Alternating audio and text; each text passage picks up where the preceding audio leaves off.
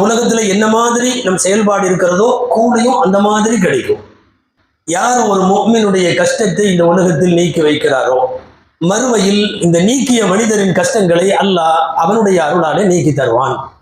ஒரு ஹதீஸ் இப்படி வருகிறது, மன் யஸ்ஸர அலா முஅஸ்ஸரின், கடனை திருப்பி கொடுக்க கஷ்டப்படக்கூடிய யாராவது ஒருவர் மீது ஒருவர் லேசு காட்டுகிறார் என்றால், லகுவை பரவாயில்ல ஒரு அடுத்த வாரம் கொடு, அடுத்த மாசம் கொடு, ஒருவர் தன்னுடைய இலகுதலை கஷ்டப்படுபவர் மீது ஒருவர் காட்டினால் இறைவன் இவருடைய கஷ்டங்களை மறுமையிலே லேசாக்கி தருவான்.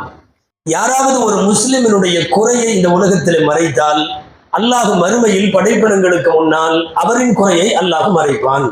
அந்த குறையை இவர் வெளிப்படுத்தல, யார்கிட்டையும் போய் சொல்லல, அந்த குறையை பகிரங்கப்படுத்தல, அல்லாஹ் இவருடைய குறையை மறைப்பான். இந்த உலகத்தில் நம் செயல், நம் அமல், நம் செயல்பாடு, நம் நடவடிக்கை எப்படி இருக்குமோ கூலியும் அதே டைப்ல இருக்கும். இது அல்லாஹ்வுடைய பாணி.